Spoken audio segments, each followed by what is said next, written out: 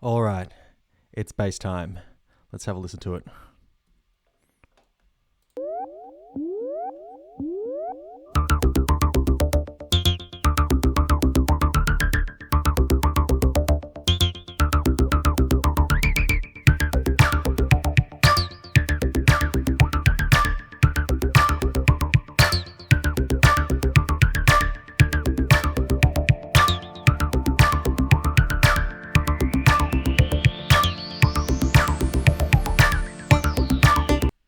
Alrighty, so now back in rack.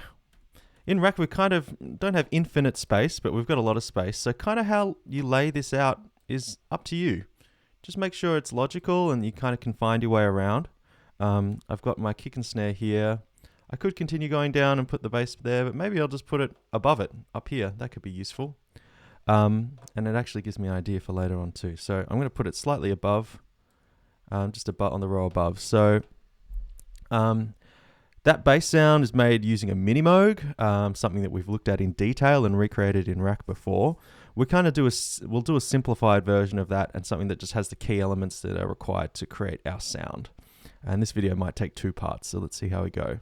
But let's right click on our label and duplicate it, or press Command D. And let's do this up here.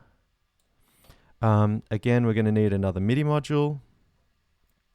So click on it and then Command D. We're going to need, we're definitely going to need one VCO. We're probably going to need a few. So we'll come back to that. We're going to need our VCF, definitely. We're going to need ADSR, might even need a couple of those.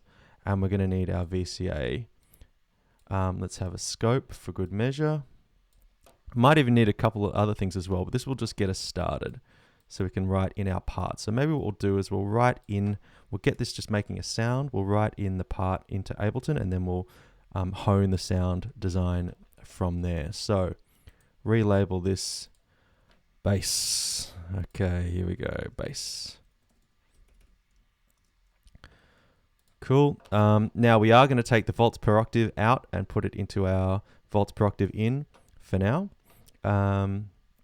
Then the square wave is going to go from our oscillator to the input of our filter. The output of our filter is going to go, the low pass is going to go to our VCA.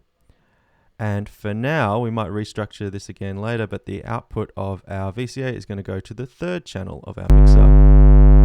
Turn that down. The gate from our MIDI messages is going to go to the input of our gate, the gate input on our ADSR, and that ADSR at the moment in its simplest format is going to modulate the VCA. It's also going to modulate the frequency of our filter. This will give us enough to just write in our bass part in Ableton so we can kind of hear it and then design it from there.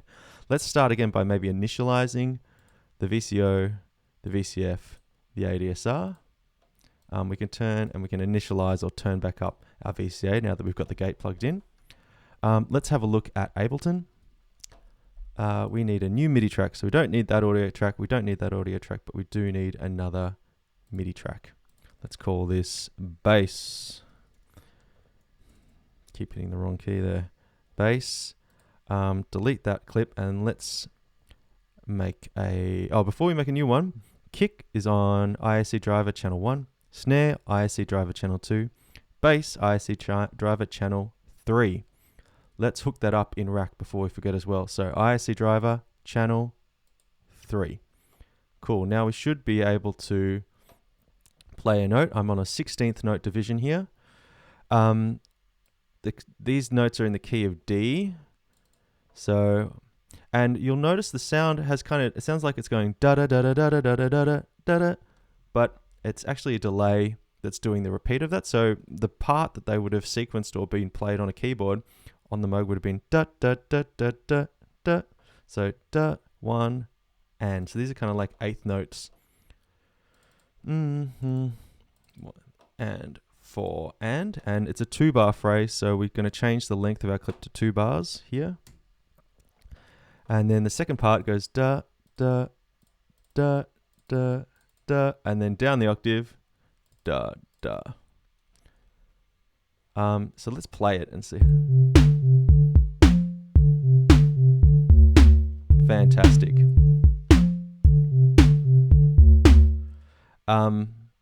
Great. That reminds me, the delay is actually a really big part of this bass sound. I'm not sure if we'll add it in straight away or not, but now we can, with that playing, we can go, so we've got our 3 parts here. Might color this to something else.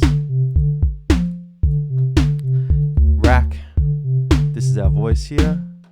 And remember we had bass, kick, snare. Again, all of these can be tweaked as we're going, but we're setting up the main architecture for this piece. What do we need to do here? Just for now, we need to make this... actually, let's just kind of leave it there. So now we've got the signal flow and we've got the part sequenced. In the next video, we will look at making the sound like the track. See you there.